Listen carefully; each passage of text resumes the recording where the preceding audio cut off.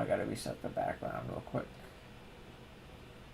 Restart capture. There we go, guys. Hello, everybody.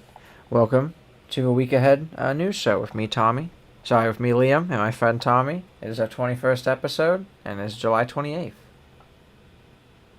Hello, everybody. Thank you for joining us. It's me, Liam. I'm here with my friend Tommy today. Destroyed. Um, um, no, thank you for tuning in here for episode 21. I'm excited to be talking to you today about the news, and I think we got a great show lined up. So, thanks for listening. Yep, it's about to rain a little bit. Nothing too bad. I'll go into weather real quick for the next week. Today on Monday it was cloudy, 89. It is very hot, 68. Tomorrow 89, 67, light clouds. Wednesday 88, 68. Thursday chillier with some rain.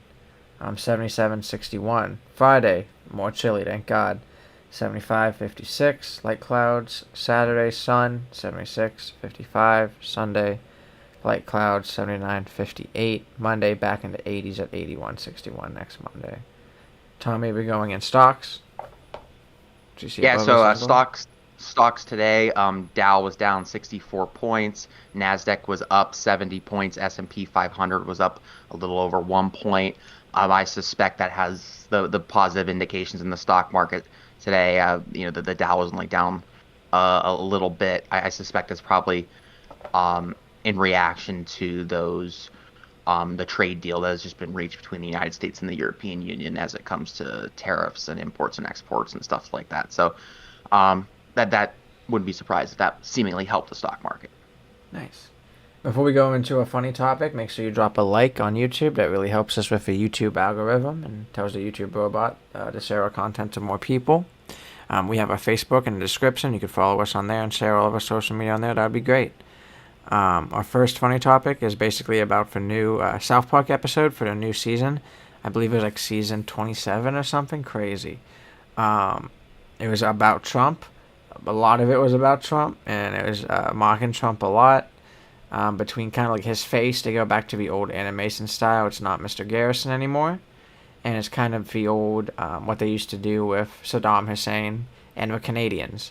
Some of our actors back in the day, they would basically put like a photo of their face on the character and move their face like the Canadians in South Park. He was like sleeping with Satan, and Satan was his boyfriend. There was a deep fake at the end of his small penis. It was very interesting. I liked it. It was funny as crap, kind of like what I was saying, back to the old South Park ways. They would always make jokes with Saddam Hussein and Satan back during those times. So it was kind of funny. See it again. After a while, South Park wasn't going to get too political, but they're going political now, especially with Trump, so that's good to see. What do you think about it, Tommy? I'm kind of still in mourning. I'm in mourning because woke is dead. I just don't know what to do anymore. What sort of fundamental values and principles am I going to live my life based upon if woke is dead? There may be no point in going on anymore. No, I'm joking. Overall, so I think the episode was a great episode was a great episode and a great example of political satire. I really liked my takeaway of it was just sort of how these powerful institutions are bowing to Donald Trump. We have the episode starts off with them bringing Jesus back into our schools. The school system. In the episode they just sort of bowed right before our dear leader Donald Trump and gave into his wishes.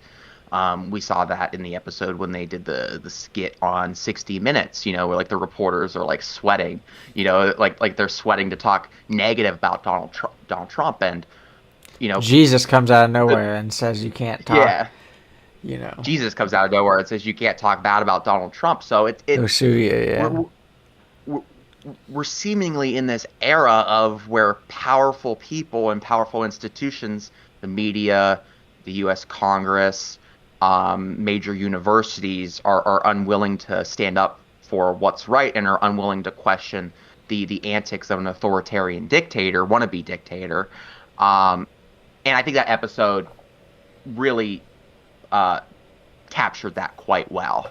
Hmm. I agree. And there's this, you have to watch it. It's on Paramount. It's deep. It's funny. And South Park's going to be making a ton of money. They already made a ton of money, and that's kind of a big joke is that they fired Colbert on CBS because he went after Trump and he doesn't make that much money. So South Park's going to be like, hey, if Trump's going to go after us, we make money. You just gave us 1.5 billion. What are you going to do about it? So I love that attitude, actually going after politics in ways of art, which in this aspect would be TV and animation. It's just funny. It's awesome to see. Well, of course, you had the Trump administration, going after the creators of South Park, going after the episode itself, which I just find is so rich. We spent the last 5 years, at least 5 years, hearing from, the likes of Elon Musk, Donald Trump, and other right-wing weirdos, that the left is anti-free speech. We're just a bunch of snowflakes and stuff like that. But, all of a sudden, they're guys in power right now. And these people at South Park decide to do an excellent sort of political commentary / satire on current things in the United States. All of a sudden, they're all offended. They're clenching their pearls, So Yeah, it just seemingly is like it seems like that, we're the left is only snowflakes, but they can still clutch their pearls with their dear leader who has a small penis. So. And I think Trump was going all crazy on it on Truth Social, so that's funny. He's been posting crazy stuff. He posted a photo of Obama as O.J. Simpson, and then him as the police, and J.D. Vance in the back as police, with like the fat J.D. Vance meme photo. So that was kind of funny, but a messed up photo to post. About that? I know he got memed on by his own president. I don't know if Trump even saw him in the background, but like that makes it even funny. If he saw this and we posted it and didn't even see JD in it, and like, sir, JD's in it, like that'd be hilarious. But we'll go into a quick topic real quick before our national topics, if you're good on that, Tommy. Yeah. All right. It's real quick about how the city of Girard passed an ordinance tonight. Ordinance 5274, an ordinance establishing limitations on the amount of marijuana adult use cannabis dispensaries operators within the city limits, and declaring emergency. So they're only going to have one. They put in a new one in the family video, and they only want to have one so far until they update zoning code. And that passed 5-2. 5-2. They only needed, they needed 5 to pass. So it would have really been nice if one more person voted no. Because like how Girard is with money, I kind of feel like it really matters to get more business here. With Rite Aid leaving and like a lot of businesses not being here anymore, we do have the arcade that's helpful, but that might not sustain or be as high enough money as 2 dispensaries might be. But we had a dispensary looking to come and move in as well to make it 2 in the city, but a lot of people didn't like that, and a lot of it's going to be on the news. A lot of council people didn't like that. But personally, I'm kind of fine with it. Talking with a lot of people in the crowd there tonight, they kind of agreed with me, and the aspect of, well, you could make it built any way you want, and it doesn't really have to be unsafe. Like if they're already building one, you can't really say like building another one's going to be like that much unsafer. You put one through a process, so you put the second one in. They just don't want too many dispensaries in Girard. I've seen on Facebook old people be like, we don't want this place to be vape stores, dispensaries, and tattoo shops, but that's what you get. That's capitalism. It's just what your people want is what they get. So when you can't sustain over good businesses, like when we had a grocery store here and they had to leave, so this sucks. There's a lot of more pressing issues I feel like zoning has to worry about than this. So like finance-wise, they're not doing great on finances either, or even tax revenue. So you definitely gotta find some way to make money. So I feel like eventually we'll have more than one. It's just they just want zoning to be a little bit more better until that happens. But I feel like it doesn't really matter. We only have one road in here in Girard that a lot of people do business on, and that's 422.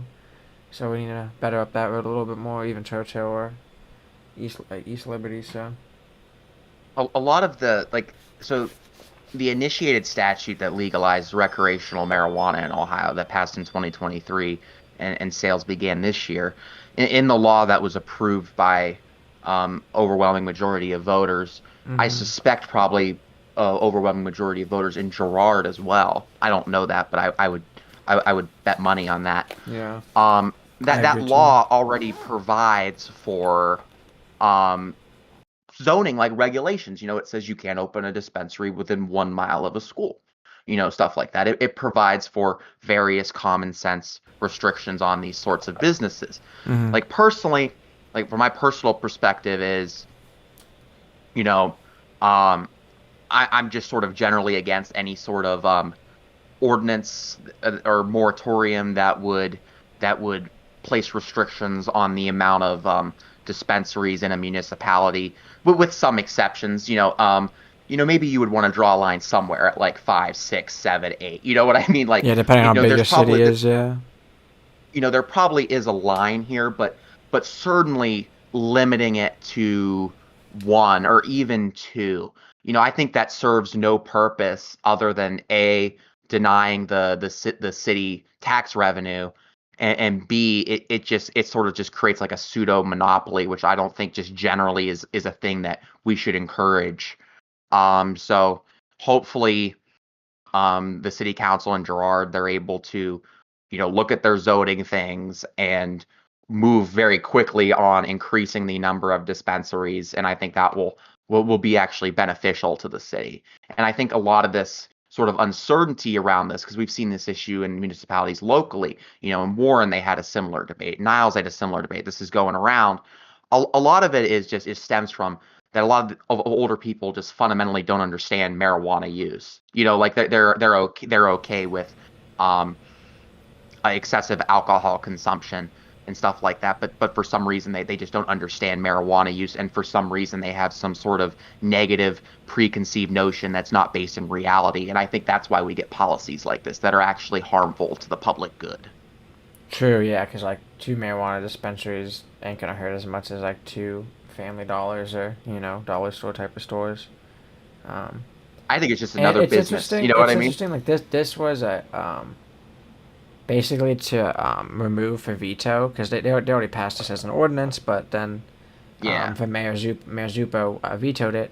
So it kind of shows that like city council, like they go, okay, we know what the people voted for, and we know what the mayor wants, but we're still going to do what we want. And I get it that like that's how government should be sometimes, but sometimes you gotta like drop all egos and say, okay, maybe these other people are just right. If the people in zoning and like engineering are fine with it, listen to them. If they're not fine with it, listen to them. So, in my opinion, it's a little interesting. I just struggle to see the harm here they're trying to prevent. You know what I Yeah. mean? Like, and actually, I think the action creates a different kind of harm. You know what I mean? In sort of creating monopoly and stuff like that. Oh I yeah, I just don't exactly. You agree. want cheaper prices? It's more tax revenue for you too, and like less people buying on the street. You worried about all these issues in your city. Drug dealing is a big one of them. Let's remove drug dealing as a whole. Two dispensaries on each side of a town. We'll be fine. So, with eliminating the black market's kind of important too, for safety. So yeah, it's all kind of a lot of smoke and mirrors. That's how I view it as well. And the vape shops sell essentially the same thing. You know what I mean? Like, that's completely unregulated by the state of Ohio right now. The city doesn't get any tax money for that. Um, Like I think we'll it get just to a makes, point, Tommy, where gas stations will have weed, like they do vapes and yeah, cigarettes. yeah, I'm sure we will. They'll have And joints. legalize, tax, and regulate. That's my motto. Yeah, make some money. Um, we can go into a national news topic now. First one for the day, which I'll be starting off, which is about for French President Macron. It says France will be recognizing Palestine as a state, which they actually flipped the script on. It's good to see. France will formally recognize, like I said before, Palestine at the UN General Assembly in September, becoming the first major Western power to do so. And let's explore what that means for diplomacy and the Middle East. Uh, President Emmanuel Macron confirmed on X that France will recognize Palestine as a state, upcoming meeting in September, citing its commitment to a just and lasting peace in the Middle East. The move marks France as the first G7 country to commit formal recognition, placing it ahead of the US, Germany, and UK. Israel sharply condemned it for decision. Prime Minister Netanyahu called it a reward for terror, warning threats to Israel's security. for U.S. Via Secretary of State Marco Rubio, sweet Jesus, Marco Rubio's history and past, nothing, rejected the move as reckless and said it serves for Hamas propaganda threatening to undermine peace efforts. I don't know. Anytime a Republican Secretary of State talking to me, I don't know if I'm listening that much from the past. So that's me.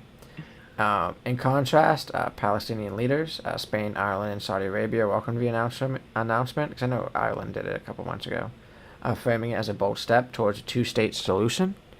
And that's one thing I kind of do agree on, too. If more countries do agree it and say, oh, it is a state, then they can agree there's a two-state solution. There are people, and not everyone, in Israel and their politics that believe that like, it's not even a state. If you don't recognize it, then we have more power. But if more people recognize it, then they could actually, okay, maybe we have to actually do this two-state solution now. And we could actually work on it. Because right now, Israel doesn't really have a two-state solution. They kind of always want to take Gaza and a lot of places in Palestine and do worse. So, they're attacking Syria now as well, another Muslim country. So it'd be interesting.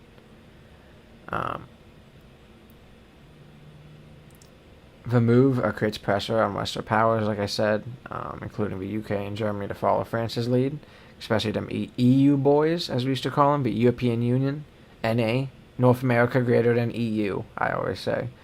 France's decision may shape the outcome of a UN peace conference scheduled July 28th and 29th in New York, co-led with Saudi Arabia. That's interesting. Peace conference, I'm not talking about that one. Pressing for recognition, momentum, and roadmap planning. Macron had sought a GN alignment, but was ultimately to proceed alone when allies like Britain and Canada denied due to U.S. pressure and internal cautions.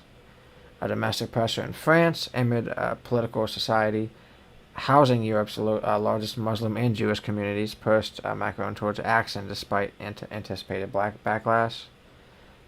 It'd be interesting to see what UK, Germany, and Canada would do after France's move, and how Israel's and U.S. diplomacy respond if widespread recognition gains momentum. Can recognition spur progress towards a two-state solution or deepen diplomatic divides?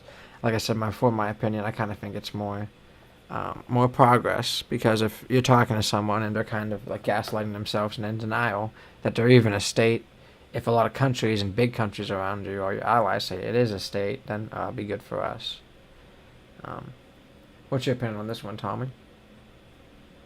This is an interesting topic here, because as someone who supports the move by France here, as it is an effort to give the Palestinians dignity and the ability to live in a country of their own in peace and security, I support the decision of the French government here. But at the same time, I kind of want to pump the brakes a little bit here, because in many respects, Palestine doesn't have the apparatuses that a state has. Okay? They don't have a functioning government. They don't have continuity between their land. You have the West Bank. You have the West Bank that is controlled by the Palestinian Authority, who has just been completely delegitimized, devalued, mainly because of Israel, make no mistake. You have that situation. And then you also have the situation in Gaza, which is essentially a wasteland, as Israel is committing their genocide, and they were controlled by Hamas, which is a terrorist organization. So we're presented with a situation here where you have a group of people, the Palestinian people, that are absolutely 100% deserving of a state where they can live peacefully and happily and just like any other human being. But I think it's kind of a misconception to say that it's currently a state as it sits right now, because those institutions just do not exist in any meaningful amount of any meaningful number of they don't provide the services that governments provide. You know what I mean? So, well, what would be the difference between a state and a country? Or are you saying it's the same thing? So it's interesting. So some people say there's a difference between a state and a country. So like when the UN is saying state, they're talking about nation state. Mm, Okay? I see. Okay. So like there's you could use the term nation to describe a group of people, like the Palestinian nation. Mm-hmm. Okay? But a state as like a nation state, that is something that needs to be worked towards for the Palestinian people. It's not something Yeah. that currently exists today. True. However, um, what the French are doing here, and like what you say, I think that's just simply a reaffirmation of their belief to a two-state solution. Yeah. You understand what I mean? That they're just reaffirming more than likely because the French government, the French, the Minister of Foreign Affairs knows what I just said. But they're probably thinking, if we do this, we're recommitting to the idea of a potential Palestinian state, and we're also recognizing the legitimate ethnic identity of Palestinians as well. Mm-hmm. And by doing this, we'll be able to push the international community. We'll be able to push, to be frank, the United States of America, Yeah. into a posture where they can um, work towards building up a sustainable, lasting peace in the Middle East, which will include a lasting, durable Palestinian state that provides essential services to its people in a peaceful way. So again, I'm very supportive of the idea of a Palestinian state. I'm supportive of what the French are doing, but it's not as Mm-hmm. cut and dry, you know, as perhaps um, the headline would show. Yeah. That makes sense. Good to know. And I agree too. Like I was kind of saying too, like we need to actually give them a state, give them land to have besides these two areas and this other areas in that area, like actual boundaries and their own government, and kind of like not what we did with Iran, good government. So that's my opinion on it. Yeah, it's we need to, and it's always when you're dealing with when you're dealing with like international when you're dealing with international relations like this, Mm-hmm. there's a correct way and there's a wrong way of doing it. Like if the United States is going to help the Palestinian people establish a government, Mm-hmm. that's a just goal, but it Yeah. also can be an imperialistic goal at the same time. Yeah. So True. it's one of those things where um you have to do it the correct way, and I would certainly be supportive of the United States playing a large and active role in a durable peace solution in the Middle East that recognizes the dignity of Palestinians. Yeah. Agreed. Are you ready to go into what is this? Local topic number one for tonight. Yeah, for sure. So this one's really quick. So I was going over some of the news from last week, and nothing really caught my eye locally. And I remembered we didn't talk about this. It was just one of those things that we were busy talking about all the other crazy thing that was happening nationally. So I figured we'd talk about it here briefly. So Trumbull County Commissioner phone seized by trafficking task force. So Mahoning Valley Human Trafficking Task Force seized Trumbull County Commissioner's Rick Hernandez's cell phone as part of an ongoing investigation into alleged human trafficking. The probe centers on 3C Foot Spa, which was a building in which Rick Hernandez, our commissioner, was a landlord. It was raided first in August 2024, and then it was raided again earlier this year. The second raid resulted in an arrest of a woman who was charged with solicitation, promoting prostitution, practicing medicine without a license. She failed to appear, which got an arrest warrant. Following that, Rick Hernandez's cell phone was seized pursuant to a search warrant when he was rolling up to the county administrative offices. So I think this is sort of a crazy situation. We have Rick Hernandez, who was just recently elected. He was a landlord to this 3C Foot Spa where it seems that alleged human trafficking was taking place, and there's all these questions up in the air right now of like what did he know, what did he know, what didn't he know, etc. um you know People say his attorney says that, he was as cooperative to the police as he could be. The police say, that he was not very cooperative. So, and now, a couple of weeks ago, the latest in this story was that his phone was seized. So I just sort of wanted to flag this for everybody, because this truly is something that I think is kind of crazy that's going on in our county that is not getting a lot of talk about, is that one of our county commissioners was a landlord to a building, which to a front for human trafficking, and it's very unclear what he did and didn't know. So and now his phone's getting searched, or like that's just kind of crazy to me that a newly elected county commissioner who's caught up in all of this, and now he's having his phone searched. So this is kind of just more or less of like, there's potential here that more could come of this story in the future. Obviously, we don't know anything about charges, what they were looking for. Nobody knows anything other than the police and the prosecutor and the judge that signed that warrant. But there certainly is potential here for future coverage on this show and major political implications locally. So just keep a flag on this. Because the FBI will find all the deleted texts or whatever he had on there. They'll find everything, so it'll be interesting to see if anything comes out of this. My opinion. I kind of think he had, like people are saying, and I kind of agree if he had to know, but we'll see if he really did know. I agree with that. I think he knew too. Proper due process. He should have turned it in before. You know what I mean? Why are they taking it now? If he did all, like his lawyer said, all the proper things. You know what I mean? They must not be believing him. And they're like, well, buddy, let's check your history. Let's check your search history over here. And all your texts and all your deleted texts. So it'll be interesting. I just don't see how you wouldn't know. You know what I mean? Like if you were a landlord, would you know what was going on in your building? It's hard. It's hard. If you're a slumlord, probably not. But this was his only building. Yeah, probably. Because you're not really a slumlord if you only have one building, unless you kind of are like just lazy as crap. My understanding is this was his only building. Yeah, and it's and you don't know what's going on in it.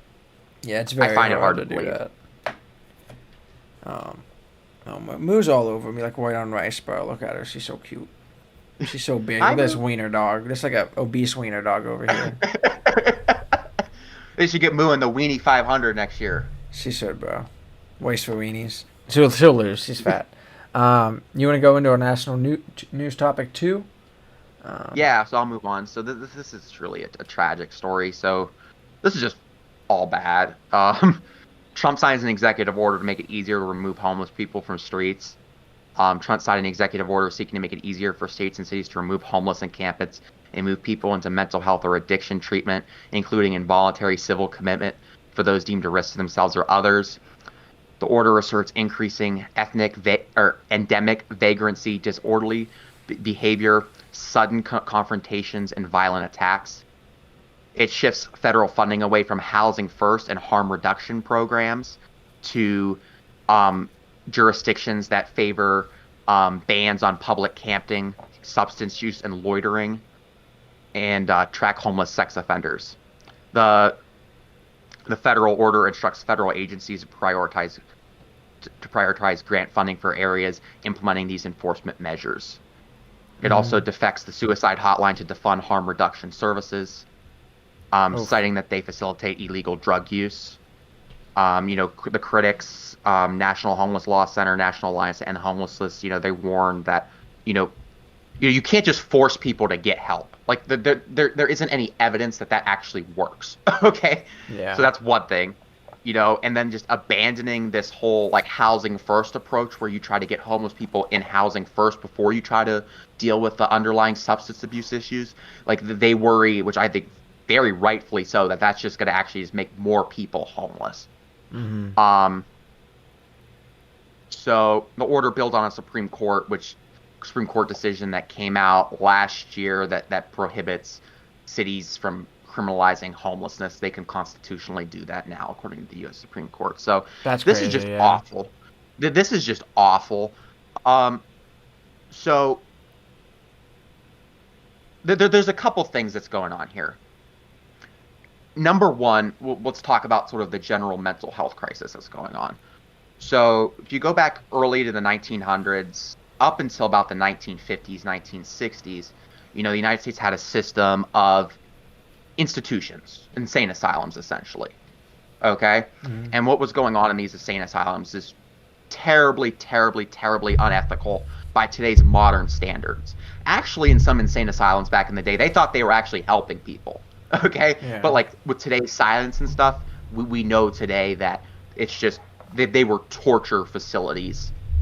Some of them were like, yeah, we're a torture facility. Some of them were like, yeah, we're trying to help people, but really they were just torturing people. Okay. Yeah. So John F. Kennedy in the 1950s and the 1960s, he shuts that all down, rightfully so.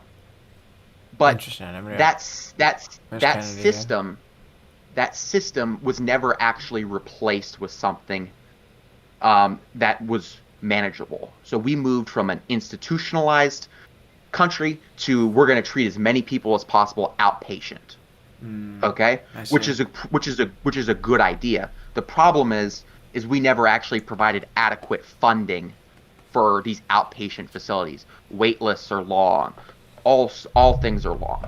A lot of people today think that there is actually a place for state institutions in mental health care today.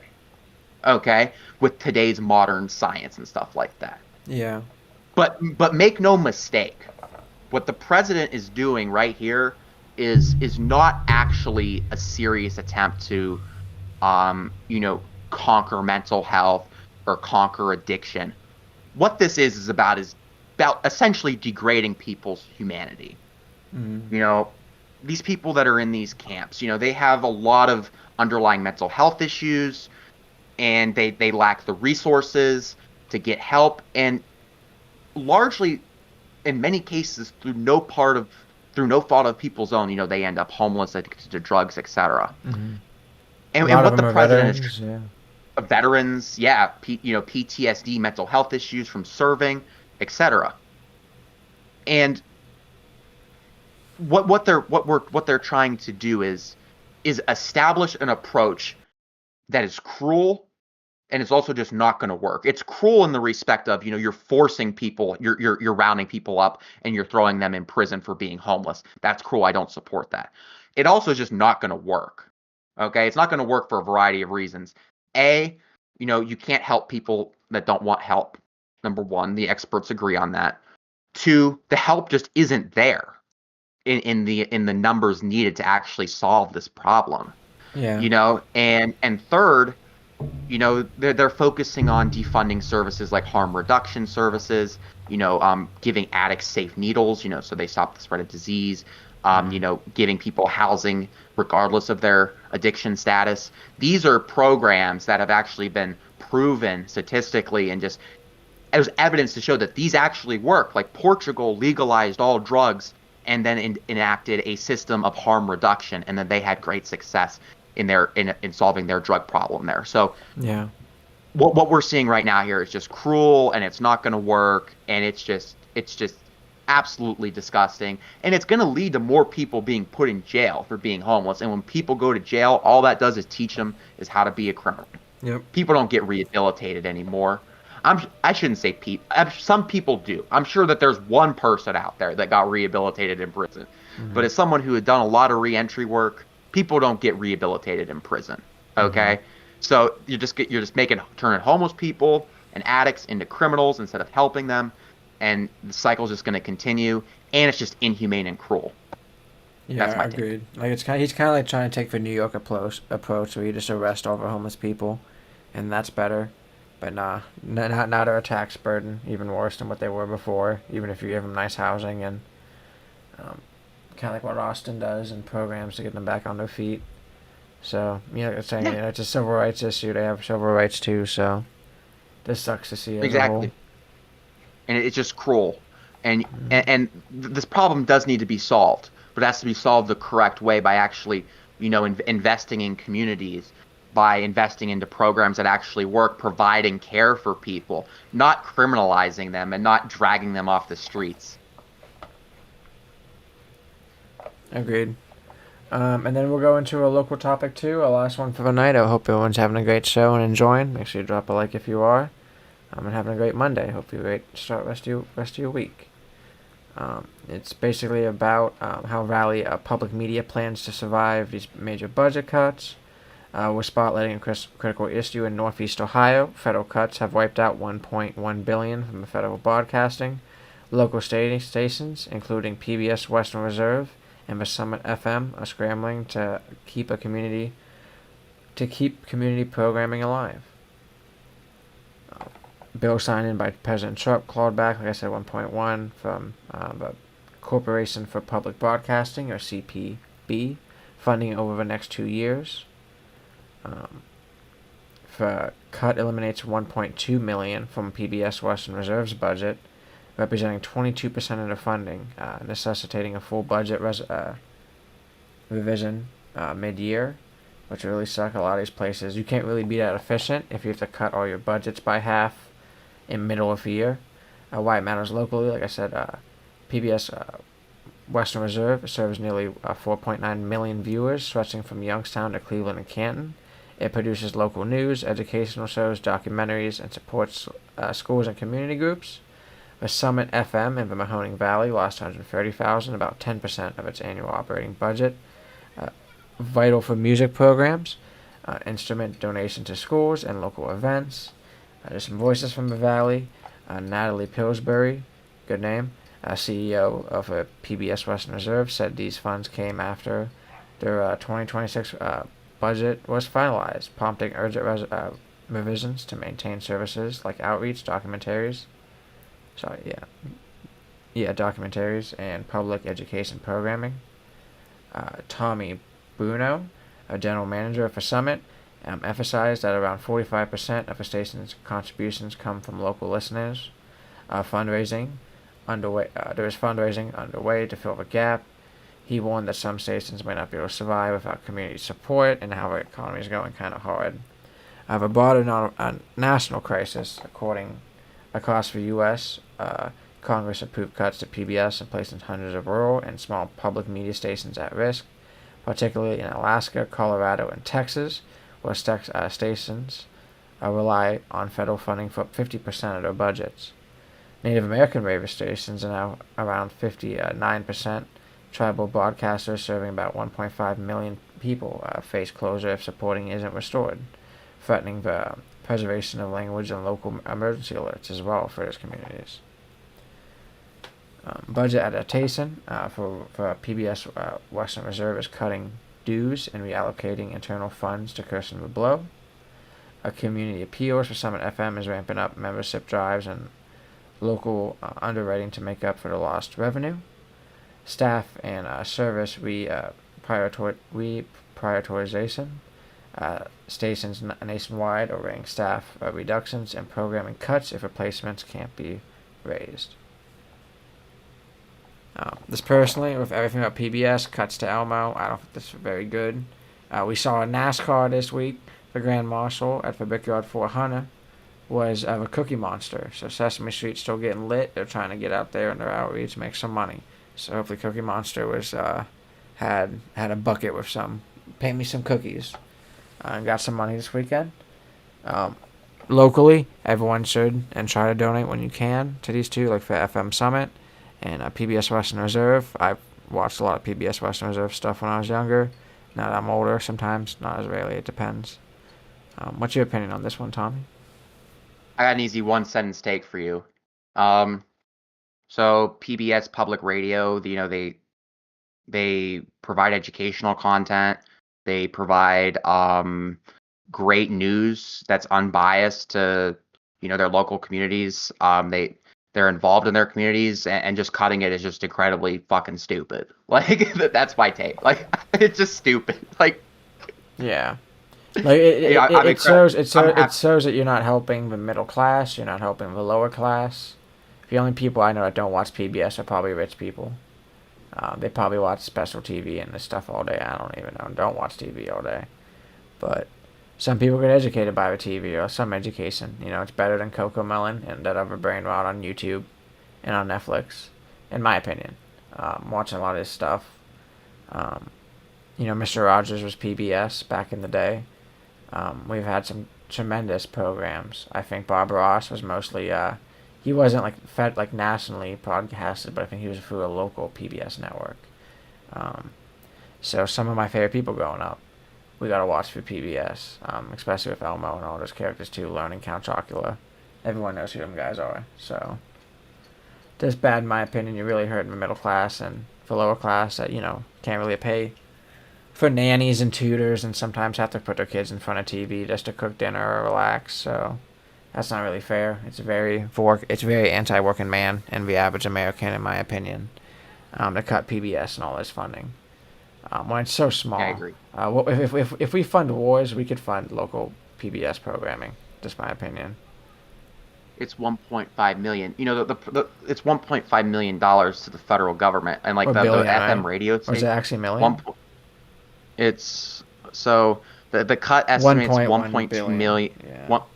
1.2 million from PBS Western Reserve budget. Yeah. 1.1 billion total. So it's a million for us just locally. Yeah, A 1%, billion which is still nationally. kind of crazy. Yeah.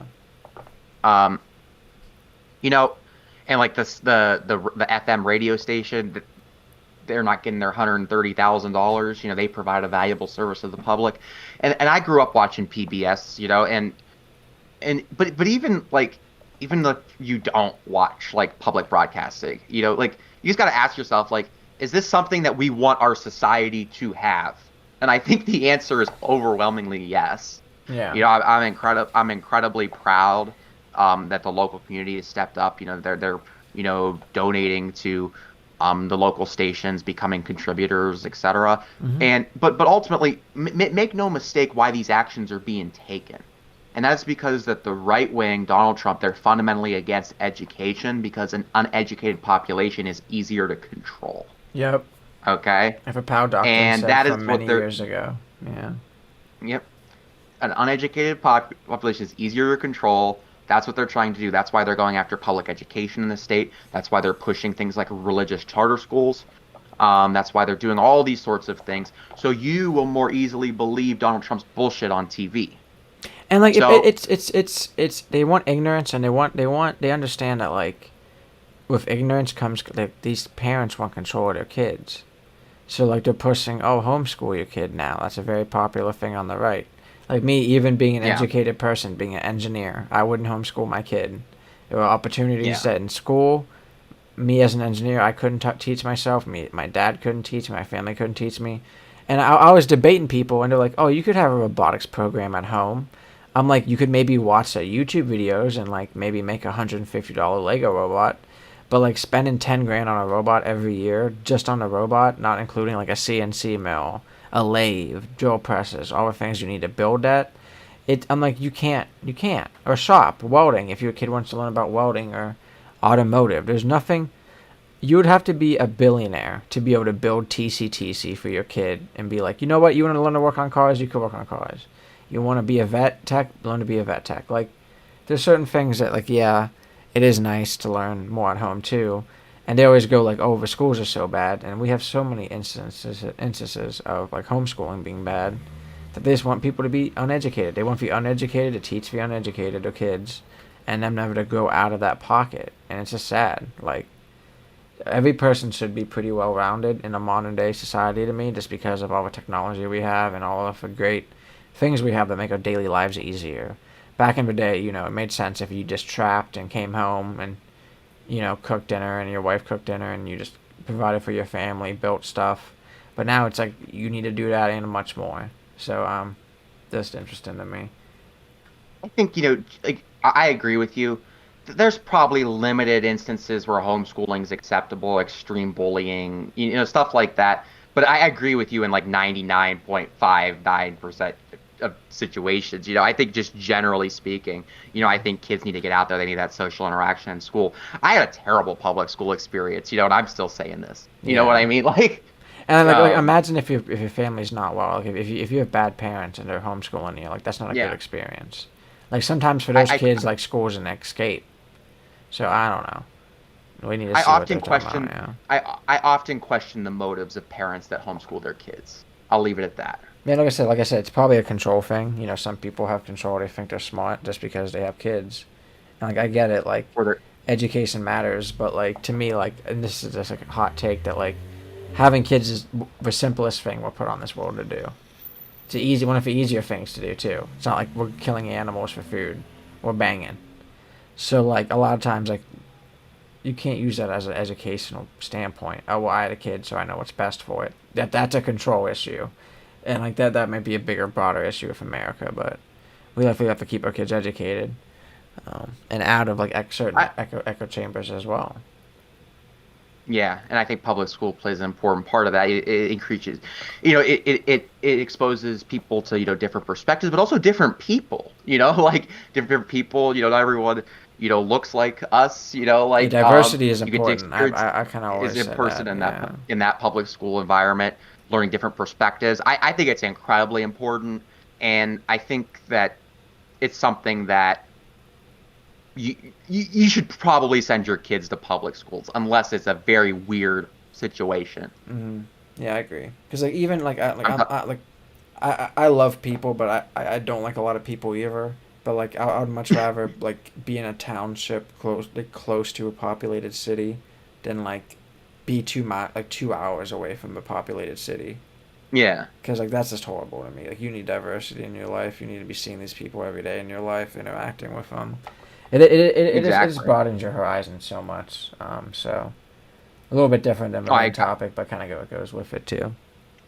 no, I agree, and like personally, that's how I am. Like I live in the townships. I like my I like my big yard between the houses, as you know. But I also enjoy getting out there in the city and interacting with other people. Experiencing diversity. Like hmm that's something that if you're just at home all day, you're not going to experience, and that damages a kid. Agreed. Well, I think that's it for us, guys. Make sure you have a great rest of your night. Let me check weather before we go. Yeah, 77 now. Getting a little bit chillier, a little bit of rain. Sun's down. Hope everyone has a great night. Great start to the rest of your weeks. 4 more days this week. Not going to be as hot. Anything before we go, Tommy? Have a good one, everybody. I hope you enjoyed today's show. I will be on next Monday for the next installment. Make sure you check out Liam's other shows and have a good night. Yeah, thank you, guys. We'll be having our sports show on Thursday, Healthy Living on Sunday. Stay tuned to Facebook, and we also put them about like at noon, at 1 the latest, online. So on YouTube, you can check it out on there. Or if you're subscribed, you can turn on notifications. Appreciate it. Make sure you drop a like.